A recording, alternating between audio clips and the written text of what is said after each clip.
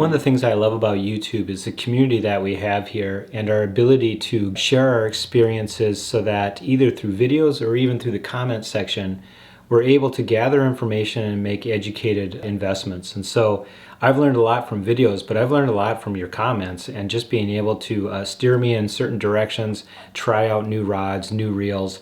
Today I want to go and focus on walleye ice fishing setups, specifically the rods. But you know, I've gone through 6 different combos until I finally kind of centered in on what I'm looking for. And so I just want to skip to what exactly I'm looking for in both a jigging rod and a dead stick setup. So first of all, just to revisit what I ended up with as my good enough ice fishing jigging rod setup. It was this Wicked 13 Ice 28-inch rod with medium action.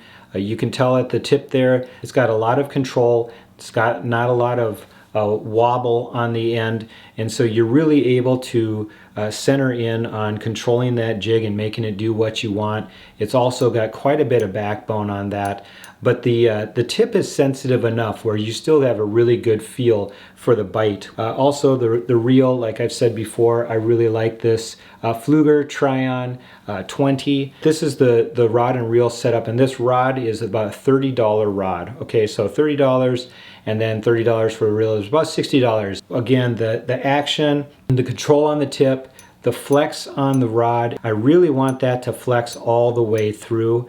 When you're guiding a fish in, I want that rod to be able to respond to the fish, and I don't want it to too quickly go back to the top. Obviously, you never want slack on the line, but also some of those that are too stiff tend to have this feeling like you're horsing the fish, like you're almost pulling the lure out. I'll give you an example of that. This is my very first combo rod, and this is the St. Croix Premier Ice. And I want to say I love St. Croix rods. Okay, so I have St. Croix rods for summer fishing, and I love the Mojos for ice fishing. It's just that this was my very first combo, and this is why I'm not going to be fishing with this anymore. So one of the things that I don't know if you guys can see it, but I mean, it's still bending a little bit, but in general, what you're seeing is there's a lot of flex right down here, but then about from here to here, it almost straightens out like a pool cue. The overall feel of this is really this sense that you're horsing this fish,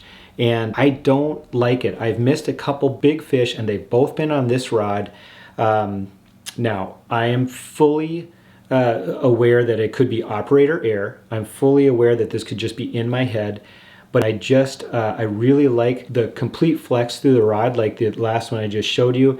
And so I'm just going away from this. My brother said he'll take the rods. I'm going to give them to him, and I'm moving on. I thought I'd try something new since I have the opportunity to do so. I thought, you know, if I wanted to support anybody, and I really wanted to try out the Frostbite fishing rod. You know, the main reason for that is there's nobody, I mean, as far as how much time I have spent with my children watching videos and being entertained and educated at the same time, it's uncut angling by far. And so I thought if they're coming up with rods, I would give them a try, especially if they're reasonable. And their mid-range is reasonable. It's right around that $40, $50 range. So I bought 2 jigging setups from Frostbite. One of them is the Meat Locker. The Meat Locker is a 31-inch medium light, and you know, that tip is a lot thinner, and it is very sensitive, but it still has a lot of control. And so, and then the flex on the rod, as you can tell, it is nice and even all the way through.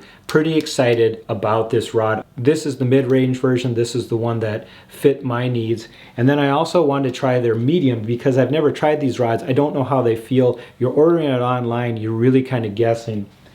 So I thought I'd pick up a medium as well. This is a 32-inch medium, and it's the Slapshot.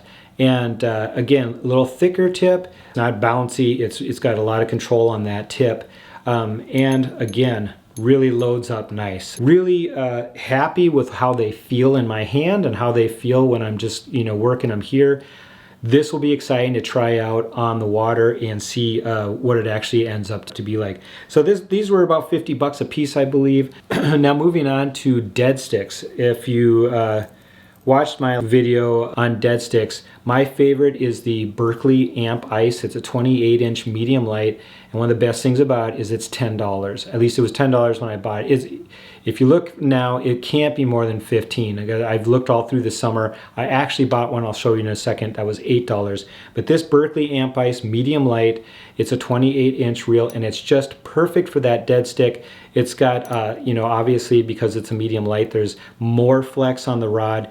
There's a little bit more wobble on the tip, but it's more aimed for a dead stick. As you're lifting up and you start to feel that tension on the line, you can feel that on the tip, and it gives enough where you can feel it, but that fish is not going to feel you. It loads up, and it loads up. Obviously, it has a lot more flex than the Frostbites, but I'm not worried about this not being able to bring in a bigger fish. I've caught big burbot on this. I caught a decent mid-sized walleye, 25.5. I was not worried about the rod at all. So the only difference is when you're setting the hook, you're going to have to give it a little bit more, and you're going to be reel setting at the same time. So you're reeling up to feel that tension, to feel it load up just a little bit to let you know that the fish is on, and then you're bringing that rod up and reeling at the same time.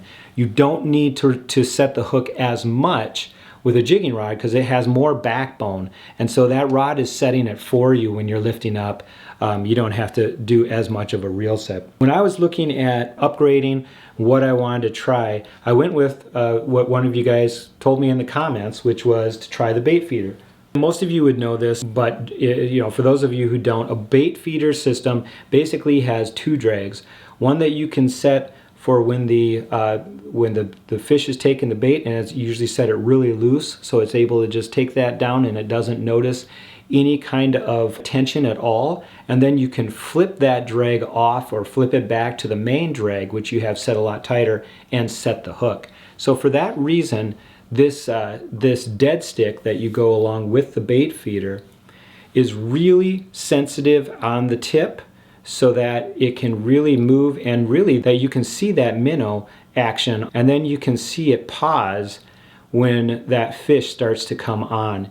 And so you're going to set that bait feeding drag so light that it just has to bend a little, and that drag will start coming away. And like I say, then you flip it back over to the main system and set the hook. Now, when I was looking for a dead stick option, there's so many out there. I wanted to go with a custom rod builder that I trusted, and I trust Thorne Brothers. I've been going to Thorne Brothers for as long as I can remember, and so I thought I'd give them the go for the dead stick custom rod. Now, this is about a 32-inch rod, and obviously it's got that build just for the dead stick to be able to sense that minnow, see that minnow working, and then be able to see when that fish is on. Along matching it up with the bait feeder, the Akuma bait feeder, you got a nice dead stick setup. I'm going to give this a go this year and see if I like it. I want to be clear, you do not need to get a custom rod for this dead stick option.